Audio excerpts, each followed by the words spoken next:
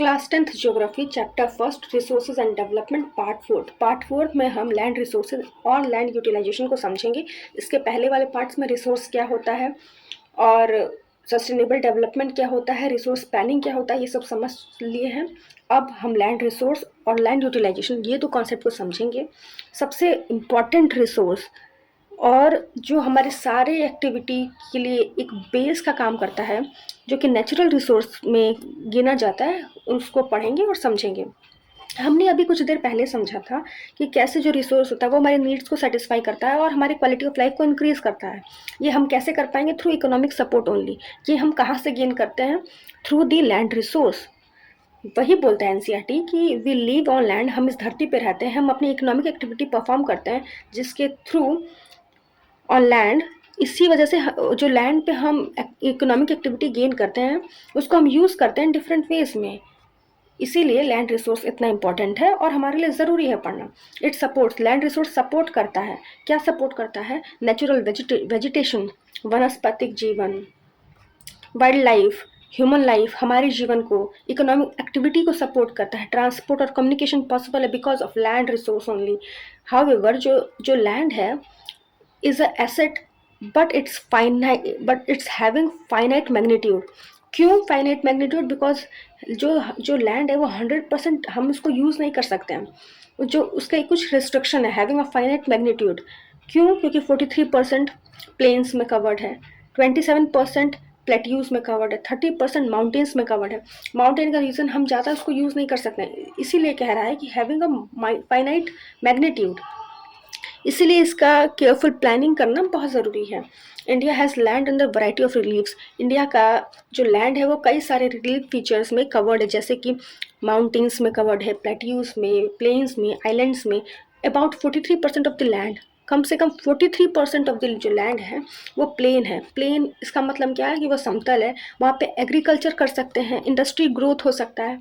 Planes industry growth and agriculture इसको promote करता है। Here we get 2 points. Mountainous region जो है वो 30% कवर करता है। ये हमें फॉरेन अटैक से इंटरनल सिक्योरिटी में हेल्प करता है। और perennial flow of some rivers, जो 12 मासी नदियाँ होती हैं जो साल भर फ्लो करते हैं, जैसे कि गंगा हो गया। जो भी रिवर्स जो हिमालयाज से या जो माउंटेनियस रीजन से निकल के आती हैं वो पेरिनियल होती हैं। तो जो माउंटेन्स है वो पेरिनियल रिवर को टूरिज्म एंड इकोलॉजिकल एस्पेक्ट से बहुत फ़ायदेमंद होता है। 27% जो लैंड है वो प्लेट्यू रीजन है। सबसे बड़ा प्लेट्यू हमारे पास जो है वो डेक्कन प्लेट्यू है, जो कि central part of the country में एग्जिस्ट करता है। इसके पास रिच रिजर्व्स होता है, मिनरल्स का, फॉसिल फ्यूल्स का, फॉरेस्ट का। तो इस तरीके से जो हमारा लैंड है वो कई सारे सेक्टर्स में डिवाइडेड है। इसके बाद जो नेक्स्ट टॉपिक हमें पढ़ना है वो है लैंड यूटिलाइजेशन। इस टॉपिक में हम देखेंगे कि लैंड का यूटिलाइजेशन क्या है, कैसे हो रहा है, कैसे हम लैंड को यूज़ में ला रहे हैं, कैसे अलग अलग सेक्टर्स में लैंड का यूटिलाइजेशन हो रहा है। तो पहला है फॉरेस्ट। सबसे ऑब्वियस चीज़ कि लैंड सबसे पहले सपोर्ट करता है हमारे वाइल्ड लाइफ को, एग्रीकल्चरल सपोर्ट करता है। फॉरेस्ट के डेवलपमेंट में, फॉरेस्ट के एग्जिस्टेंस में सबसे बड़ा रोल लैंड का होता है। सेकंड हो सकता है कि लैंड जो कल्टीवेशन में ना हो, जैसे कि बैरन और वेस्ट लैंड हो सकता है। लैंड जो कि एग्रीकल्चरल यूज़ में नहीं है, जैसे कि बिल्डिंग, रोड्स, फैक्ट्रीज, ये भी हमारे इकोनॉमिकल सपोर्ट में डायरेक्टली लिंक्ड है। अदर अनकल्टिवेटेड लैंड्स बाकी हो सकते हैं कुछ अनकल्ट को, पहले तो हो सकता है कि लैंड जो है वो फॉरेस्ट में कवर्ड हो। सेकंड हो सकता है कि लैंड जो कि कल्टीवेशन में इंक्लूडेड ना हो, जैसे कि building, roads, factories. Third uncultivated land, वो ज़मीन जो कि उपजाऊ नहीं है, जिसपे उपज का काम नहीं हो रहा है, जैसे कि परमानेंट पास्चर्स, जो जनरली जो चरवाहों के लिए जिन ज़मीनों पे उनके लिए चारागाह उगाया जाता है, जहाँ पे जानवरों को छोड़ा जाता है कि वो जाके चरें, वो परमानेंट पास्चर्स होता है, ग्रेजिंग लैंड। उसमें हो सकता है लैंड अनकल्टिवेशन लैंड अगर है तो। Land under miscellaneous tree crops, कुछ जैसे कि आप देखते हैं कि जानवरों को जो एक्सटिंक्ट हो रहे हैं या जो इंडेंजर्ड हैं उनको सेंचुरीज़ में, वाइल्ड लाइफ सेंचुरीज़ में हम सेव करके रखते हैं।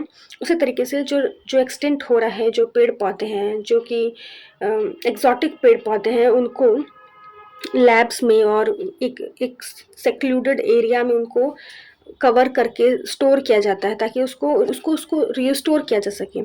तो हो सकता है लैंड उस मिसलेनियस ट्री क्रॉप्स में हो, लैंड उसमें कवर्ड हो। कल्चरलेबल वेस्ट लैंड्स जो कि 5 कई सारे जो जो ज़मीन होती है वो उपजाऊ होती है, लेकिन उसको 5 से अधिक साल तक छोड़ दिया जाता है ऐसे ही, ताकि वो अपनी मिनरल्स को रिस्टोर कर सके, ताकि वो अपने जो न्यूट्रिएंट्स है उसको रिस्टोर कर सके।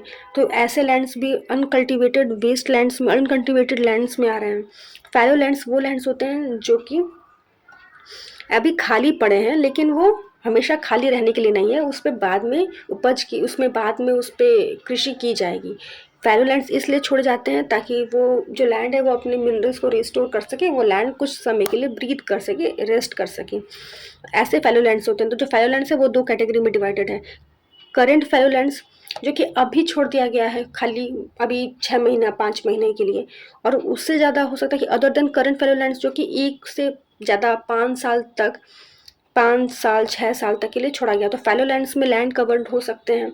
नेट सोन एरिया, इसके बाद बोला कि या तो लैंड नेट सोन एरिया मतलब कि वो ज़मीन जिस पे अभी कृषि की जा रही है उसे नेट सोन एरिया कहेंगे। सोन तो नेट सोन एरिया हो सकता है। Area sown more than once in agricultural year plus net sown area is known as gross cropped area. यही जो हमारे साल एक साल में कितनी खेती हो रही है कितनी ज़मीन पे, उसे कहेंगे ग्रॉस क्रॉप्ड एरिया। कि वो ज़मीन जिस पे अभी खेती हो रही है और नेट सोन एरिया, इसको मिला के ग्रॉस क्रॉप्ड एरिया निकलता है। यही वो एरिया है जिसमें इस समय इस साल प्रेजेंटली खेती हुई है। इसके नेक्स्ट वाले पार्ट में हम लैंड यूज़ पैटर्न, जिसमें हम इस चार्ट को अच्छे से एक्सप्लेन करेंगे, क्योंकि ये ग्राफ समझना बहुत ज़्यादा ज़रूरी है।